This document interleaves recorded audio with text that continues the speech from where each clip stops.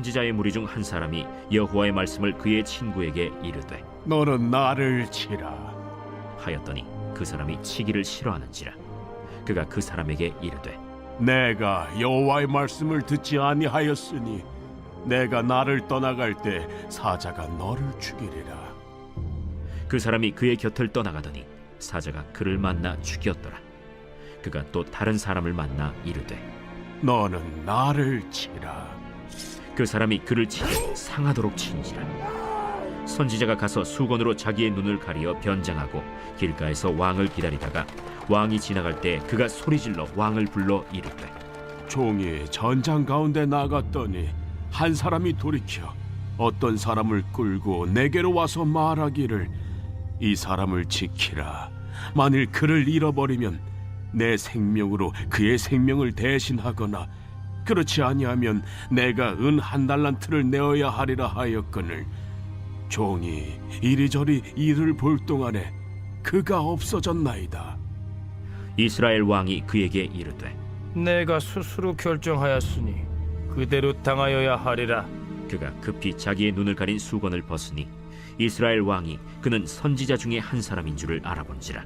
그가 왕께 아뢰되 여호와의 말씀이 내가 멸하기로 작정한 사람을 내 손으로 놓았은즉 내 목숨은 그의 목숨을 대신하고 내 백성은 그의 백성을 대신하리라 하셨나이다. 이스라엘 왕이 근심하고 답답하여 그의 왕궁으로 돌아가려고 사마리아에 이르니라.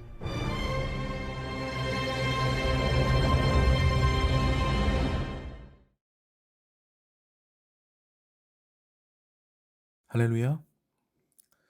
오늘 우리에게 주신 하나님의 말씀은 열왕기상 20장 35절부터 43절까지 말씀입니다.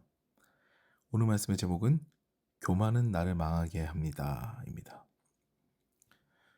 와신상담이라는 고사의 주인공은요, 2명으로 중국 춘추 전국시대 인물 중에 춘추 5패로 불리는 패왕 중 2명이 등장합니다. 오나라의 부차와 그리고 월나라의 구천이라는 그런 왕이 등장하죠.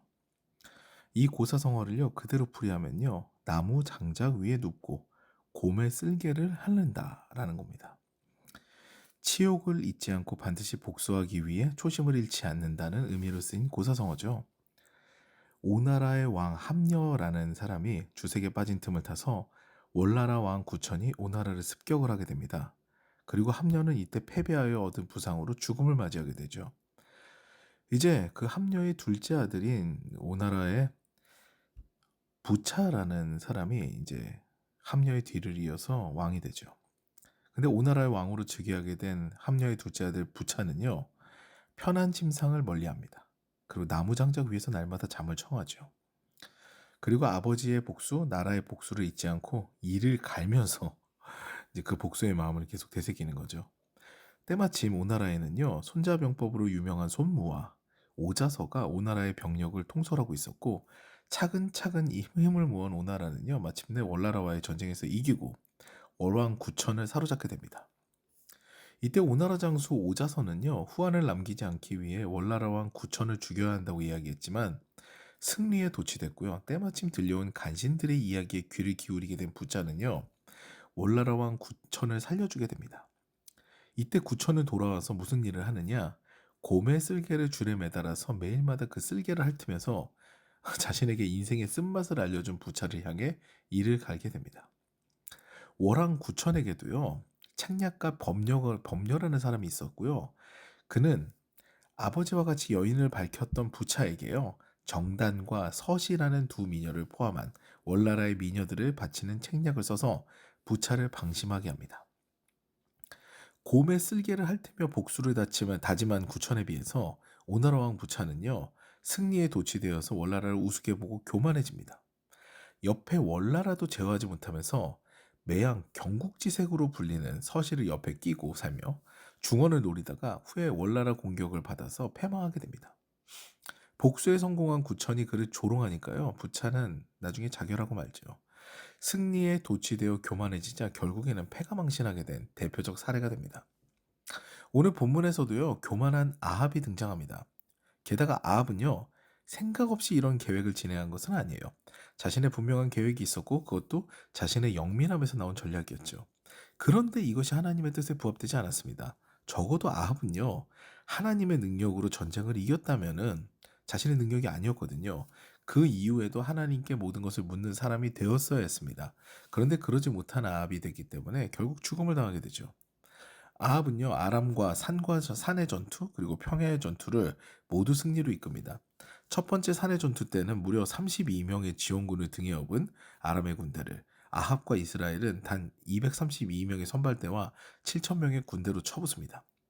두 번째 평야 전투 때는 더 기가 막힌 것이요. 용맹한 이스라엘군이 아람의 군대 10만 명을 쳐 죽이고 도망간 아람군이 아벡에 이르렀을 때 멀쩡한 성벽이 남은 자 2만 7천 명을 덮쳐서 완전히 괴멸하게 되는 그런 상황이 벌어지게 됩니다. 이에 아람 왕 베나닷은요, 골방에서 숨어서 죽음을 기다리는 상황이 됐죠. 이때 아람 왕에게 신하들이 간언합니다. 이스라엘 왕은 인자한 사람이니 비굴하게 항복하면 받아줄 것입니다 하죠. 그리고 베나닷은 이것을 실행합니다. 이때 아합은요, 베나닷이 악한 왕이기 때문에 쳐 죽였어야 되거든요. 그런데 자신의 영민한 머리로 계산을 시작합니다. 그 당시 신흥 강국으로 떠오르는 아수르를 견제하려면 아람이 필요한 거죠. 게다가 아람은 자기한테 져가지고 이젠 신하의 나라가 될 테니 조공을 받는 것도 나쁘지 않은 거예요. 그래서 베나닷을 살려주게 됩니다. 이것이 하나님 보시기엔 아닌 일이었죠. 이에 베나닷은 살고요. 아합이 그의 목숨을 대신하여 죽음을 맞이하리라는 그런 예언을 아합은 듣게 됩니다. 이 예언은 후에 이루어져서요. 배신한 아람을 징벌하기 위해 아합이 군대를 일으키고 그 전쟁이 벌어진 길르앗 나못이라는 곳에서 아합은 죽게 되죠. 이같이 나의 영민함과 지혜로움을 믿는 것은 능사가 아닙니다. 오히려 하나님의 뜻을 알고요. 그 뜻대로 행하는 자가 지혜로운 거죠. 잠언은 말씀하십니다. 교만은 패망의 선봉이라고 하죠. 또 거만은 넘어짐의 앞잡이라고 하죠. 이 말씀을 꼭 기억하여서 하나님 앞에 늘 겸허한 마음으로 살아가며 하나님의 인도하심으로 평안한 삶 사시는 저 여러분 되시기를 주님의 이름으로 축원합니다.